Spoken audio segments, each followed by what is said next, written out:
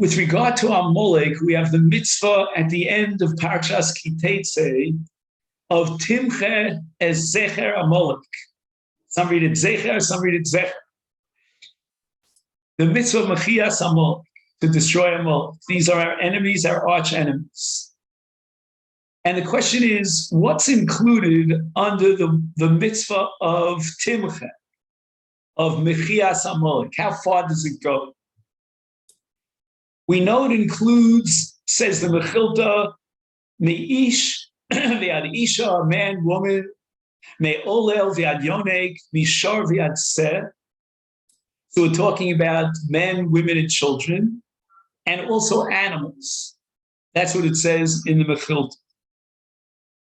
And then the Mechilta adds the following sentence: Shelo yehei shem Amalek nizkar. The name of Amalek should be completely blotted out, and no one should mention it.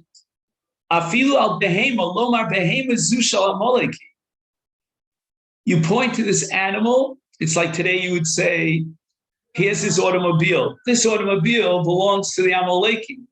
So you haven't blotted out his memory because they're going to point it out unless you destroy it. In those days, they didn't have automobiles, but sure enough, they had animals. This is a very fancy stallion, and it belonged to an Amaleki. Destroy it. And that's included, says the Mechilta, under the mitzvah of Timcha, of destroying Amalek. Now we have two interpretations of how the Mechilta derived the conclusion from the pasuk at the end of Kitetse that we have to destroy the animals as well.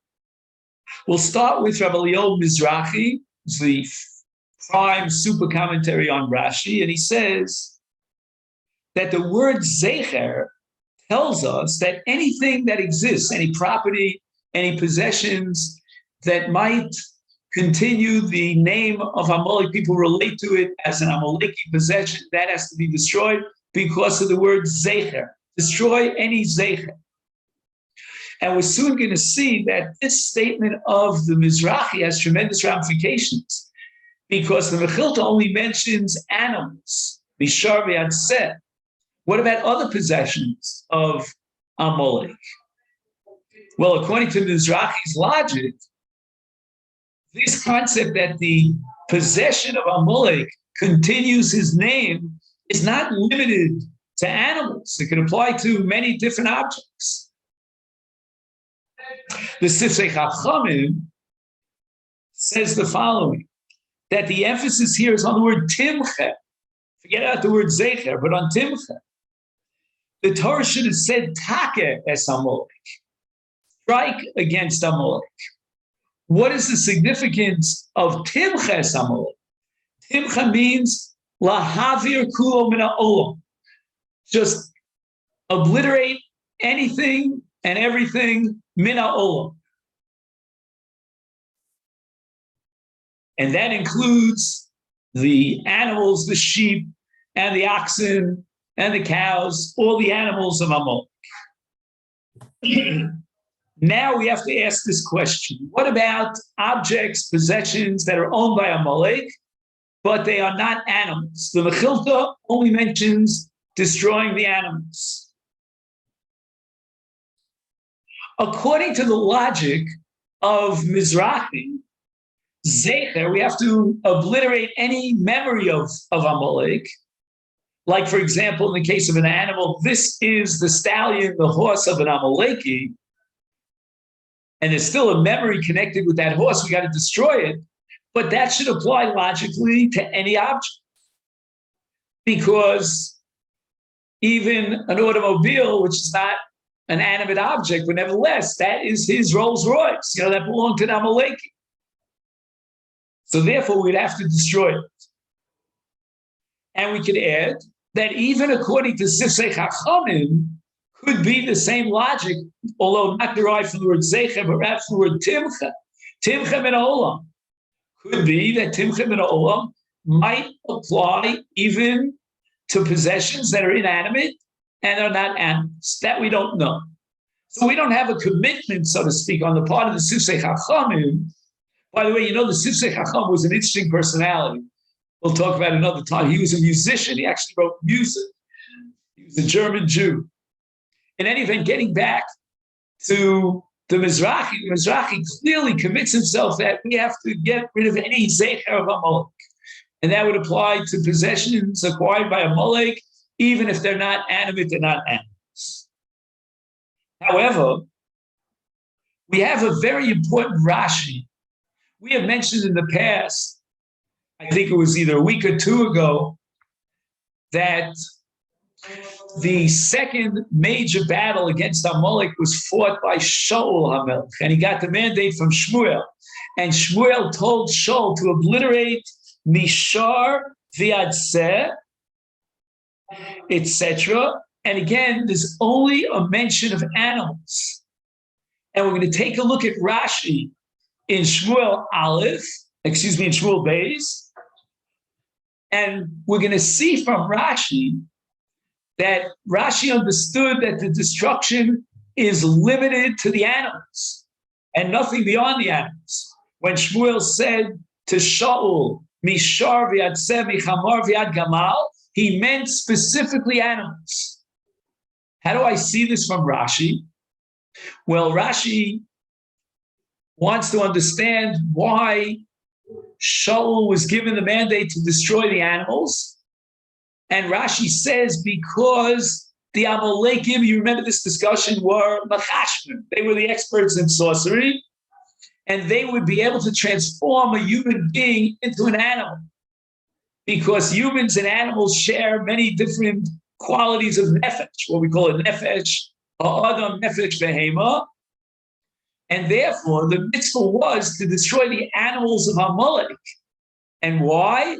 Because the animals of Amalek were really Amalekim.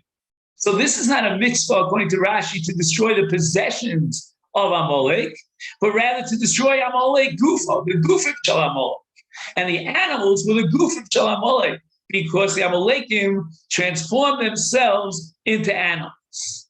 So from the perspective of Rashi, clearly the mitzvah is not to destroy the rechush, the possessions of Amalek, but rather to destroy the Amalekim themselves, which extends to include and incorporate the animals because they are Amalekim. And if you take a look on page 171, he quotes the Orchos Chaim, who has a Medrash Haggadah. And the Medrash says, Ki mocho emcha zecha Amalek, afilu me'al eitzim v'al ha'avonim. Now we're talking about inanimate objects. We don't know that those stones and those pieces of wood were Amalekim. We don't know that the kichuf of Amalek extended to inanimate objects. It only applied to animals. So we see clearly that this Medrash Haggadah maintains that there's a separate independent mitzvah within the context, within the constellation of Mechias Amalek, to destroy the possessions of Amalek, stones and wood. And that would support the Mizrahi's understanding that destroying the animals comes under Zecher, to make sure that there's no Zecher to Amalek. We have to destroy their possessions, because otherwise they'll say, oh, look, that was owned by an Amalek. So what we see in front of our eyes is a controversy as to why we are commanded, and Shaul was commanded, but we saw already in the Mechilta, to destroy the animals of Amalek. Is it part and parcel of Gufam Shel Amalek, as Rashi seems to learn, or is it a separate halacha of Zecher Amalek, of Mechias Amalek, that extends to include even the possessions of Amalek?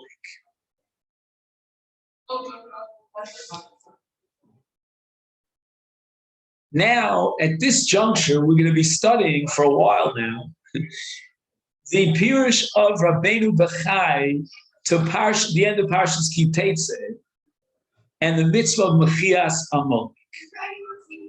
Rabbeinu Bechai introduces another element into the equation to explain why we are commanded to destroy the animals of Amalek. And this is the element called Isur Hana. Now we know that the Torah prohibits various items and objects in Hanoi. You're not allowed to get any benefit from them, derive any benefit from them. And perhaps, if I can suggest, the closest example to the one that we'll see in Rabbeinu Bachai and Amalek is going to be the mitzvah of destroying Avodah Zarah.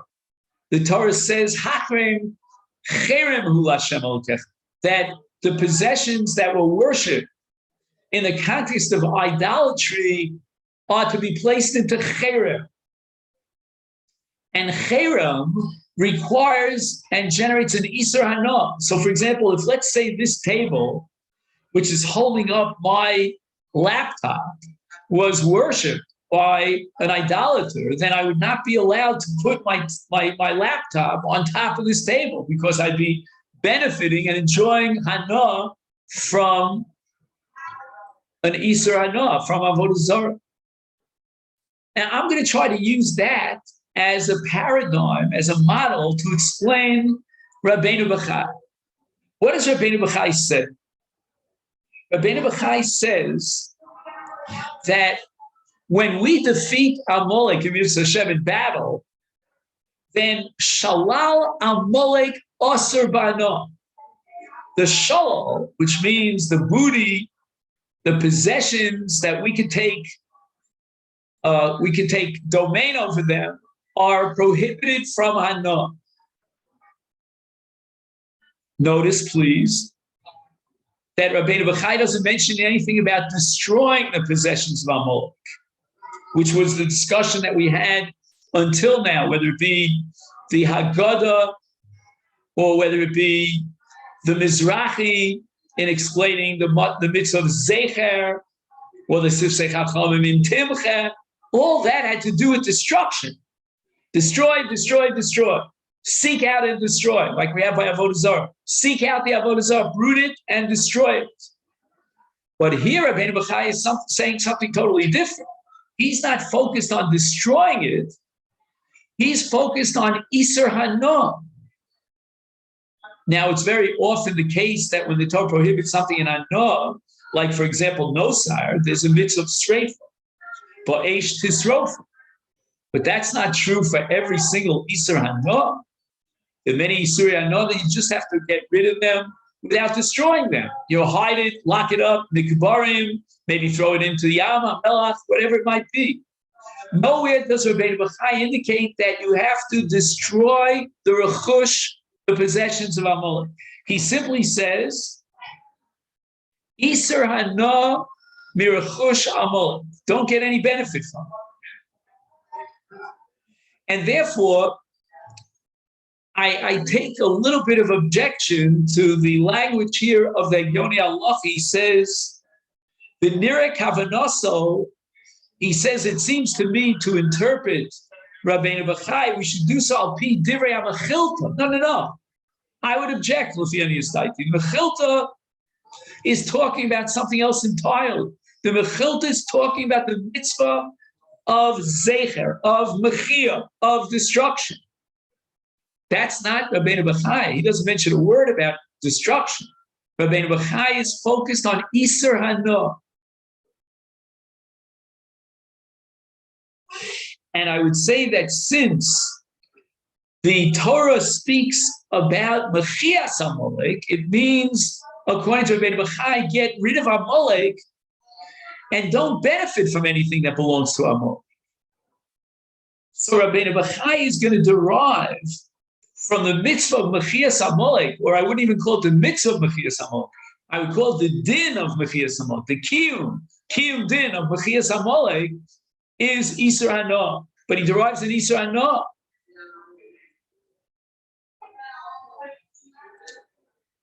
And here Rabbeinu Bachai adds another dimension. He says, V'yada Mordechai, he Shaul Zekena. Right? Mordechai is a grandson of Shaul, a descendant of Shaul. Nenash, Shaul was punished, ba'onish gadol, shalom nizhar b'nikmaso ba'amalek, and comes along Mordechai as a descendant of Shaul to rectify the sin of his Alter Zayda. How does he do so? Hizir shaloli henos me'abiza. Again, the emphasis on the Isser Anah. Mordechai tells the people of Israel, we got to go out and we have to fight a battle against our enemies. And we're not allowed to take anything from the Biza, from the Shalom. And Rabbeinu Bechai quotes the Pasuk in the 9th chapter of Esther, Uba Biza lo sholchu es yadam. It means that Mordechai achieved his goal and he rectified the sin of his Kano, Shaul, because Shaul benefited from the Biza of Amalek. He brought back the animals.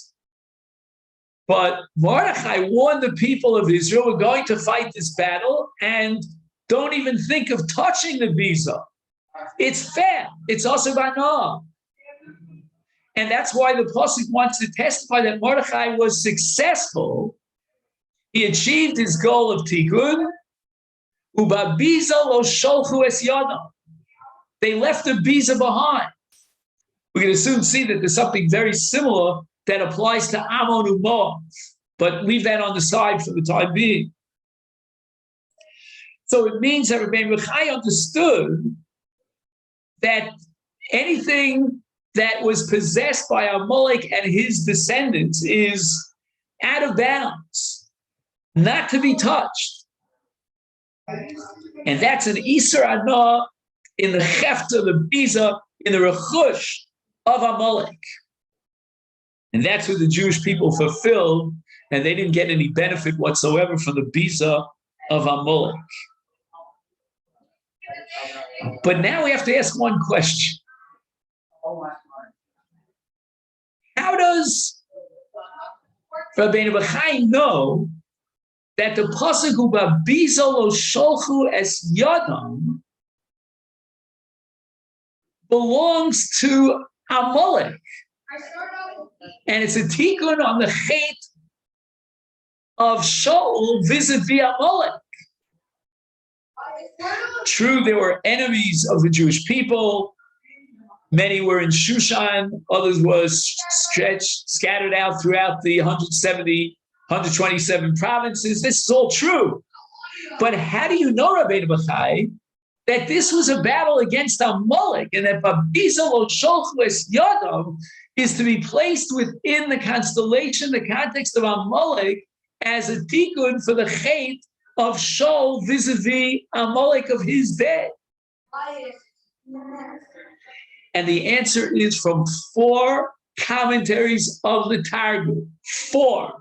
It's very rare that you find that the Targum translates something and adds something that it doesn't say in the text. And not only that, he does it consistently, not once, not twice, not thrice, but 4 times. In the 9th chapter, it says, "Ubeshushan abira hargu haYehudim va'abeid chamesh me'os ish."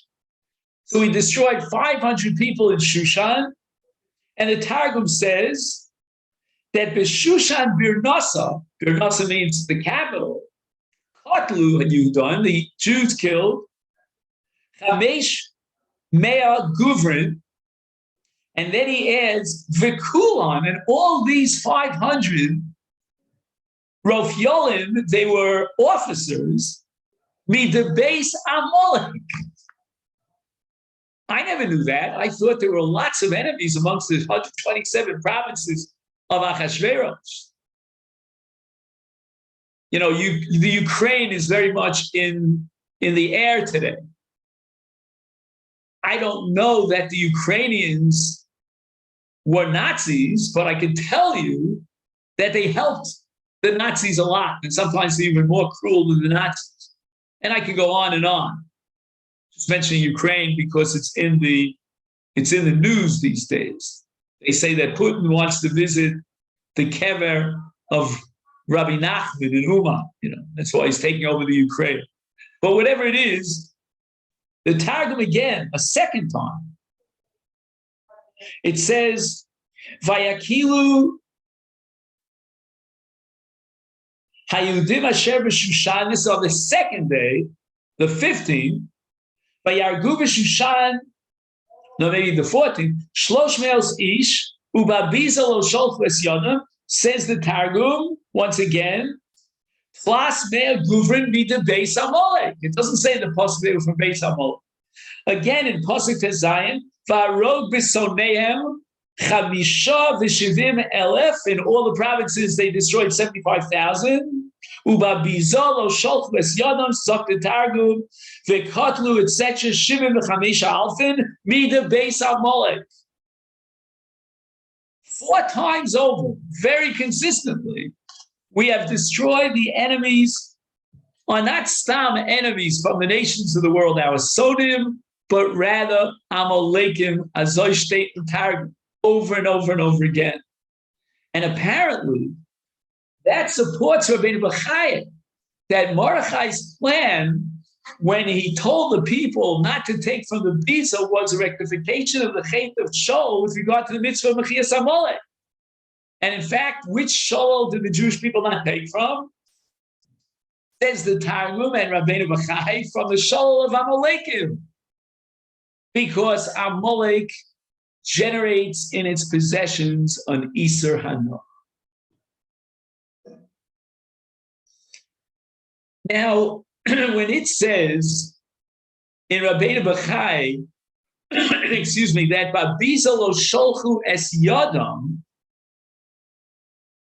nowhere does it say that the Jewish people destroyed the property of Amalek. Rabbeinu Bachai should not be connected to the Mechilta that we started with. The Mechilta is deriving from the parsha of Zecher Amalek and Timcha, that we have to destroy the possessions of Amalek. That's part of the mitzvah of destruction of Amalek. That's not Rabbeinu Bachai. That's not the Targum. They're talking about an Iser Hana. Nowhere do we have any indication that they destroyed the possessions and the property of Amalek. But from the fact that the Torah includes under the mitzvah of Timches Amalek also the animals, we see that there's an Iser Hana. The Torah doesn't want you to get any benefit from Amalek. That would not be the proper way to do away with Amalek. But to say that the Heft is like Avodah Zarah, so to speak, that's my language, of a Heft of Amalek, you know what I mean? That we have a mitzvah of Machia, like we have a mitzvah to destroy Avodah Zarah, we have a mitzvah to destroy the possessions of Amalek. The statement that it doesn't say, neither Rabbeinu Bachai nor in the Torah.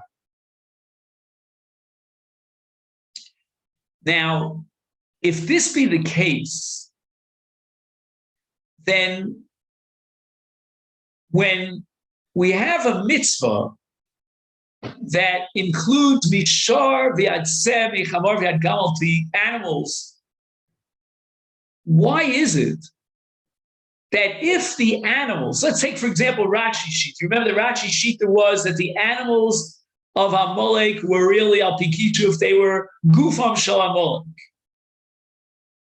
So if that be the case, then why Babiza lo Sholchu es Yadam? It seems that this Ubabiza lo Sholchu es Yadam has nothing to do with Mechias Amalek. And here, Abosai, we have Rashi and also Ibn Ezra that come to our rescue. The fact that the Jewish people in the battle against their enemies at the time of Purim did not enjoy any benefit from the Biza, that's political. What do I mean political? Says Rashi, Kedei shelo litain makom lachshod biYehudim shahargu b'oiveim b'shpil lisasher mehem v'livlo ses rechusham. The people are going to say, they look for any libel, any excuse to blame the Jews. The Jews are destroying their enemies, not because they're protecting themselves, but because they want to expand their financial base. We don't want to let any opening of a Pischan Peh to the enemies of the Jews to claim that therefore don't even touch the possessions.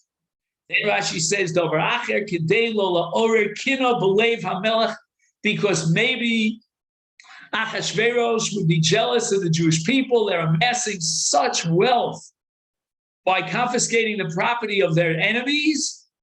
We don't want the Achashverosh, to get jealous. Better not.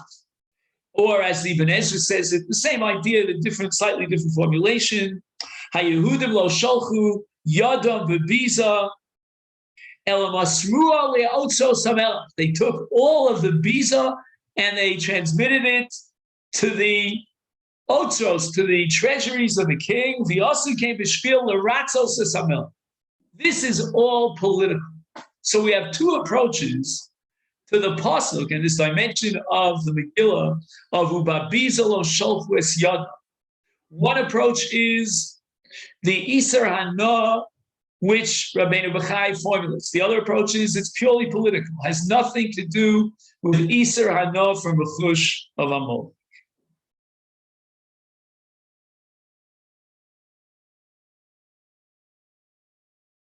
Now we do have one question. You remember that Achashverosh gives the base Haman over to Esther and Mordechai. And that's in the 8th chapter of Megillah Esther. And Esther and Mordechai are more than willing to take over the bias of Haman. And the question is why? If you go like Rashi and Ibn Ezra, that Babiza lo sholchus yada is political, well, there's no political issue over here because Achashverosh gave them explicit license to take over the base Haman.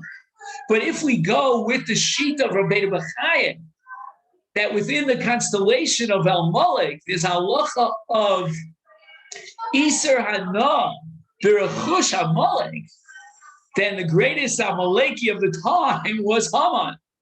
How could Esther and Mordechai have enjoyed the benefit of taking possession over base Haman?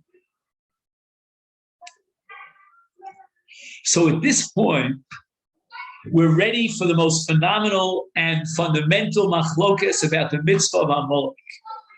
A machlokes between the Rambam and the Sefer HaChinuch. And here's the issue. I think we've touched upon this in the past, but we never really got into it. Who picks up the chiyuv? And when does the obligation of destroying Amalek emerge? Is it a chovas yachid? Every time you meet an Amaleki on the street, you're obligated to kill him. Like, for example, we have in Zion Amamim, it says, Lo sechai kol befesh. Or no, it's a chovas tzibur. It's not that you and I, Reuven, Shimon, and Levi have an obligation to kill this Amaleki, that Amaleki. No. It's all within the framework of milchama when the king of Israel takes us out to battle. Like, for example, when Moshe Rabbeinu and Yoshua went out to battle against Amalek, when Shaul HaMelech went out to battle against Amalek. That's when there's a mitzvah Amalek. But there's no obligation incumbent upon you or me or him to destroy Amalek. Where do we see in the Rambam that the Rambam holds the mitzvah is incumbent on the tzibur? It's in a framework of milchama. The Rambam writes, this is Hilchos Malachim Perek Aleph, Halacha Aleph. There were 3 mitzvahs that we became obligated in when we crossed the Jordan and entered into Eretz Yisrael. Number 1, and the sequence here is crucial. Lahamid Bohem Melech, you appoint the king. Lahachar Zarot Shel Amalek, and then live those based on Mechir. So first we appoint the king, says the Rambam, and once we have a king, he gathers together the troops, rallies them all to fight against Amalek, and finally, after Amalek is destroyed, then we build the base on Mikdash. That's the Rambam in Hilchos Malach. We see clearly that the Rambam holds that this mitzvah is not incumbent upon you and me and him. This mitzvah is generated by the Melech. When the Melech goes out to battle against Amalek, that's a chovas tzibur. But on the other hand, the Sefer HaChinuch, and this you'll see in Mitzvah Taf Chaf Hey, which is footnote number 15 on page 173, if you're following, the Sefer Chinuch writes that the mitzvah of Mechias Amalek is incumbent upon every single individual. Al kol yochid miYisrael asher yesh biyado koach lahargam ulavidam min olam. You can't get anything more explicit than that. I think I once told you the story about my father was at a wedding with Rav Moshe Bick and a number of his chaverim. Remember that story? And they were joking around with Rav Moshe Bick, who was a guy, and he was a tremendous genius. And they said to him, Rav Moshe, they were classmates in yeshiva, if this waiter is an Amaleki, what would you do? So Rav Moshe Bick said, I would immediately take out my sword and kill him. He obviously held like the Sefer Chinuch, that's a mitzvah kol yachid b'yachid. But if you're asking the question as to whether or not Mordechai and Esther and the people of Israel were obligated to the mitzvah of Mechias Amalek, and then you can ask me, so why did they take over Beis Haman, which according to the Mechilta and the way Rabbeinu Bachai expands in his own direction is an Isser Hana. How could they violate the Isser Hana and take over the beautiful mansion of Haman? The answer is because there is no mitzvah of Mechias Amalek, because there's no Melech. At the time of Achashverosh and Esther and Mordechai, there was no Melech. If there was no Melech, then ipso facto, according to the Rambam, and also the Sefer Yereim, one of the great Chachmei Ashkenaz, the Bali Atosis, there's no mitzvah Amalek. So our question about how Mordechai and Esther could have enjoyed possessing the Beis Haman is only according to the Shita of the Sefer Achim. Joe? How are you saying that? We just had a battle where we killed 500 of them and all the rest in all the provinces. I mean, if there was no Indian, then it wouldn't have been to fight. This is what we call, Joe, Habala Hargacha Hashkem Laharga. If I can protect my life against the enemies who are planning and plotting and they have ammunition, they're getting all the weapons together to kill me, and I can kill them before they get to kill me, I don't need the mitzvah of Amalek for that. So it wouldn't come under, when we did that, it wouldn't come under the mitzvah of Amalek to destroy I know Amalek. it bothers you because we read the parsha of Amalek on Purim. And on the Shabbos before Purim, we're going to read the parsha of Zecher LaAmalek. I mean, if we're not killing Amalekim, so why do we read the parsha of Zecher? That's a great question. I don't have an answer to that question. But in any event, in order to justify the fact that the Megillah testifies that Mordechai and Esther took over Beis Haman, we're going to have to rely on the sheet of the Rambam that there is no mitzvah milchama here because there's no melech. You couldn't say, I mean, I always thought that you couldn't say that it wasn't they took it, it was that Achashverosh gave it to them. You couldn't say that. Excellent. Great, Joe. You're ahead of the game. So let's go slowly before we get to Joe's answer. When it says in the pasuk "Ubabizalot sholchu es yadam," we're not talking about an Isser Hana in the Rechush of Amalek, a la the style of Rabbeinu Bachai, because David HaMelech was not available to declare war against Amalek. It was way after the passing of David HaMelech. And therefore, we're not dealing with the mitzvah of Mechias Amalek. And leave out the Targum. And let's go with Rashi and the Ibn Ezra, that the reason why we didn't take from the Biza has nothing to do with Amalek. It's simply a political consideration that weighed heavily on the minds of the Jewish people. Whole different shot. Now, again, if you go with the Shita of the Mechilta and you assume that there was a mitzvah to destroy the Rechush of Amalek, and that Mordechai was achieving a tikkun on the chet of his Alta Zeda Shaul, who got the command to destroy the possessions of Amalek, Bicharvi, Achamar, etc., etc. So how is it that the Jewish people were able to take over Mordechai and Esther, the house of Haman? Now, at this point, we're about to turn to page 174 and learn an entire shtickle Torah of Rabbi Yerucham Fischel Parallel. Now, he wrote a super commentary, 3 volumes, on Rav Sadia Gaon's Sefer HaMitzvos. I would not call him a Brisker Lamdan in that classic sense, but he was a tremendous baki. He knew Kol HaTorah Kula. And in order to answer these questions about how the Jewish people enjoyed the benefit of Beis Haman, why is it that they didn't destroy the possessions of the Amalekim and so forth and so on, he moves a step backwards, Ammon and Moab. And we're going to put the Megillah into a broader perspective of Ammon and Moab. With regard to Ammon and Moab, God commands the people of Israel not to conquer these nations. And Pasuk Tes at the beginning of Dvarim Beis, Al Teitzar es Moab, Ki lo atein lecha me'artzo Yerusha.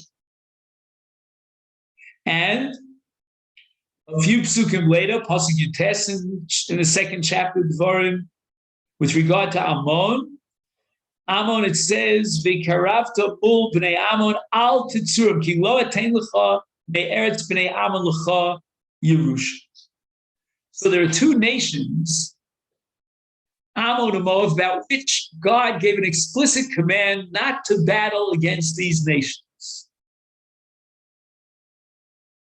Says Rav Perla, let's learn a parsha in Sefer Bamidbar and a section in Tanakh called Yoshua. In Sefer Bamidbar, the pasuk tells us that Klal Yisrael conquered Eretz Moab. And in Sefer Yoshua, Klal Yisrael conquered Ammon. Was this in violation of the mandate of God? No. We don't find anywhere that the Jewish people were taken to task for battling against Moab and Ammon.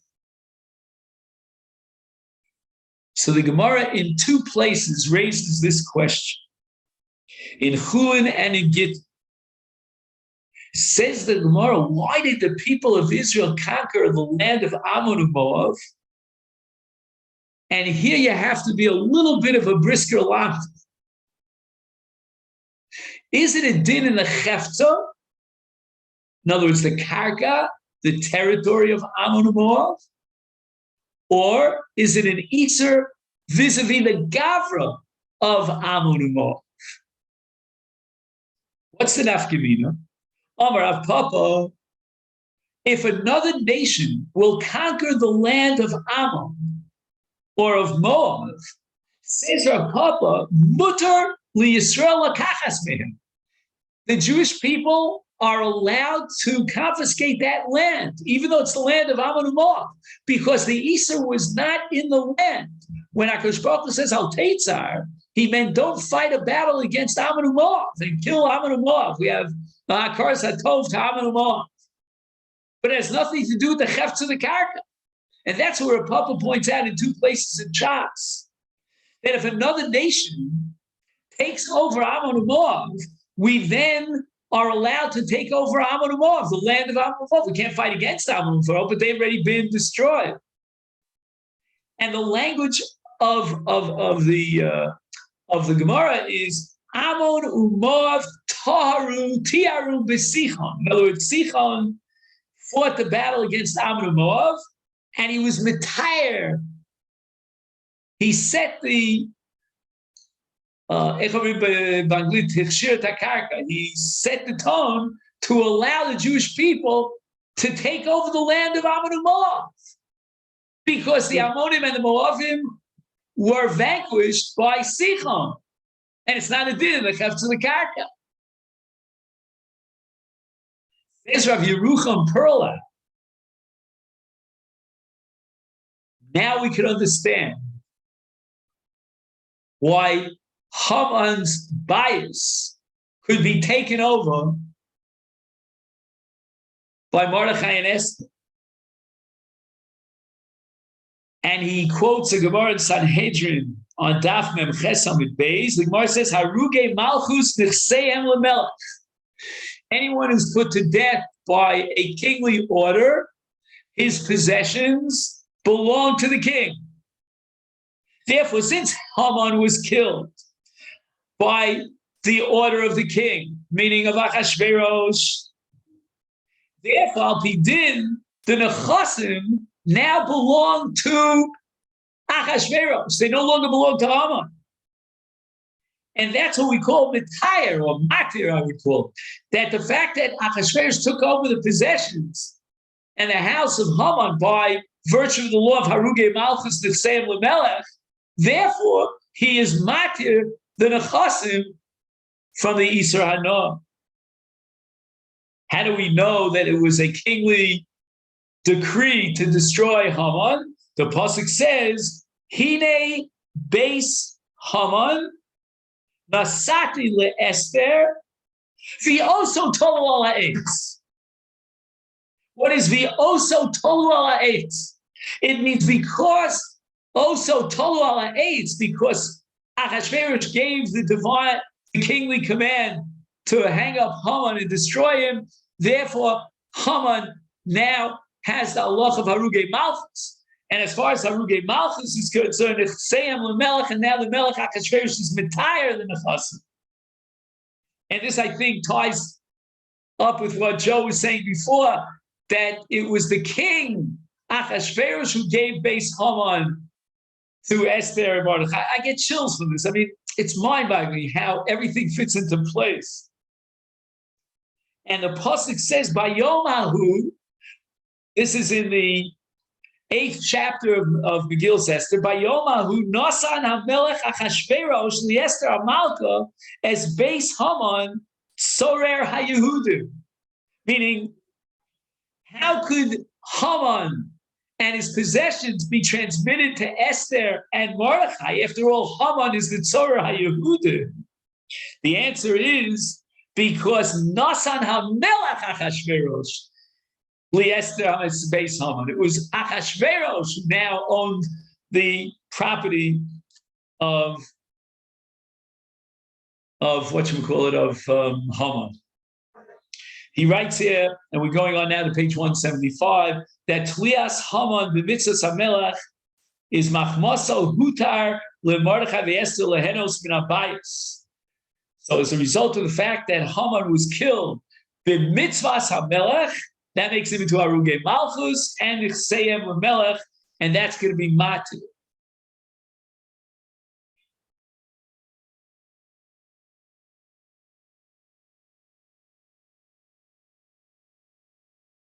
He writes here that this emphasis on Nasati li Esther, Amelech Ratzol Ar'os Shelo B'Klal Mardo B'Melech Nitla Haman, El Menisha Hu Marad B'Malka. Wow, interesting. We say that there's something called Moreh B'Melech, but now we have Moreh B'Malka. And that's what the pasuk is indicating, that since Haman, as it became clear at the banquet, from the testimony of Esther, he wanted to destroy Esther, because she was included in the Gzeira of Leharig Lashminam, etc. Therefore, Haman, has the status of Moreh B'Malka. As a result, it's Nichseim, we put him to death, and Nichseim Mutarim. Why? Because Nichseim go to the Melech, and then from the Melech, it's indirect, like the case of Ammon and Moab, which came through Sichon, and the Isur of possessing the base Hama no longer applies. Yeah, Bobby?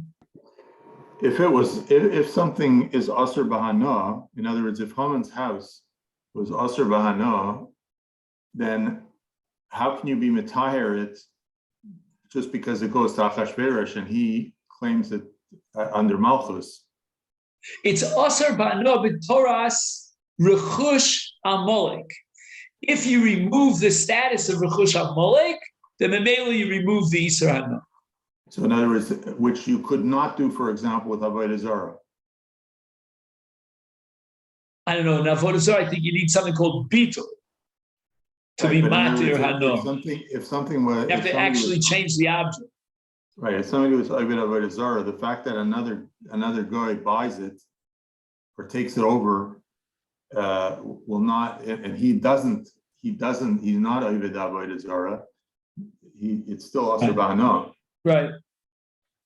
Also, but here it's only bidin bailus. In other words, although I did try to use a paradigm of Avodah Zarah to explain Rabbeinu Bechai, but we cannot take it.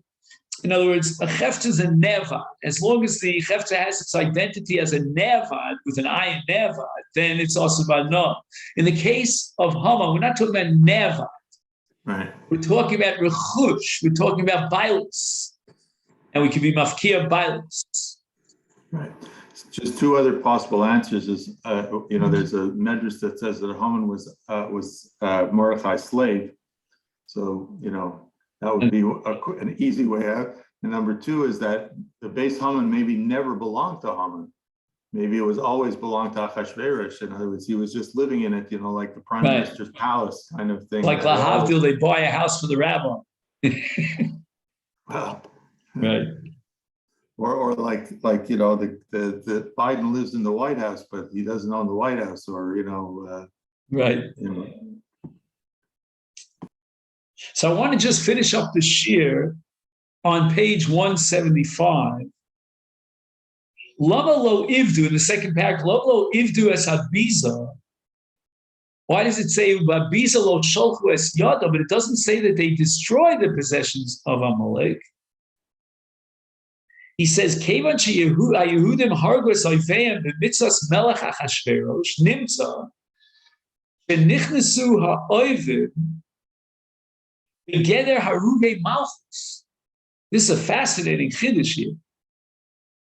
He says that once Achashverosh took off his, royal signet and he gave it over to Mordechai, and he said, "Go ahead and take revenge and destroy your enemies, etc." At that point, those who were killed in battle by the Jewish people, they had the status of Harugei Malchus, meaning of the Melech Achashverosh. V'al din, hayu nichseim shayachim la'otzos hamelech. This would shed a whole new light on Rashi, or more on the Ibn Ezra. The Ibn Ezra said that the possessions had to go into the otos of the Melech, and the reason for that is because perhaps Harugei Malchus.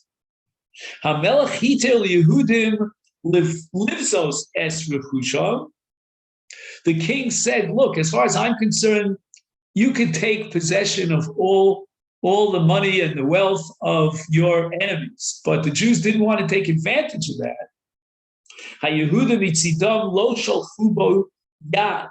Even though, again, we said that Harugei Malchus is nechseya mutarim, because it goes through the Melech, and that would certainly apply here in the case of the Oivim of Klal Yisrael that were killed by license from the king. But once again, once it goes into the possession of the king, because Harugei Malchus is Yatza Mechlal Rechush Amalek. See, he's emphasizing, I think, this concept of Rechush Amalek. So there might be, according to the Mechilta, a mitzvah of Ibud, to actually destroy Rechush Amalek, but only if it's Rechush Amalek, as long as it's Rechush Amalek. And in the footnote, number 29, he quotes the tshuva of the Onig Yontiv, that Ibud Avehemos Vailonos Shal Amalek Eno Chal Rak Li'achet Shahargu Es Kol Amalekim Kulam Ki Oz Ya'abed Zichram Legam. So another approach from the Onig Yontiv. ומה שכוסף רבינו בחי, שניזהרו היהודים מלהנוס מהביזה, משום שהיה שלל Amalek, that which Rabbeinu Bachai says, that the Jewish people were very careful and they didn't want to benefit from the biza, is because this was shalal Amalek. He says, this was already beyond the letter of the law, because again, it wasn't really Rechusha Shal Amalek insofar as they were Harugei Malchus. The Lama Hichmiru al Atzmam, why did they take upon themselves this Chumrah? Lefisha Berechush Amalek, Nishal Shalom. Since Shalom was guilty and he failed to live up to his responsibility, his obligation with regard to Char Aseh, therefore, they wanted to somehow patch it up and rectify. Valkain Nisarbo Mordechai B'yichud, Mordechai in particular, warned the Jewish people not to take from the biza in order to be a tikkun for the chait of Amalek. Okay, there are both like this is where we'll stop for today, and I'm here in the Beis Medrash of Yeshiva Flat. If anybody knows the school, this is the elementary school, and they were very nice. And we fought the traffic here to get here from Manhattan to Brooklyn. I mean, in Toronto, you don't know anything about traffic, right? Sure. How many times did I get stuck on Bathurst, just trying? Lakewood is like notorious, but New York does not fall very short of Lakewood. Thank God we made it. The Flatbush, this is where my roots are. I was born here in Flatbush. I was raised here in Flatbush, not in this particular building. I didn't have the zchus of attending Yeshiva Flatbush, but I feel like I came back to Flatbush. And in Mitzvah Hashem, after my morning here at Yeshiva Flatbush, I'm going to visit my sister, my older sister. The Samshit is Es L'Rabos Achoscha Gedola. And imagine I've been here since Erev Shabbos in this country, and I have not yet visited my sister. That's dangerous. So that's what I'm going to do later on. Then I go back to the Lower East Side of Manhattan, and I give a shit there. So I'm trying to keep myself out of trouble. Okay, then. Wish everyone a great week, and I hope to see you, Mitzvah Hashem, next Wednesday. Let me just think. Where am I on Wednesday? I think it should be good. I don't remember exactly where I am, but we'll work it all. Okay, then? All right. All the best.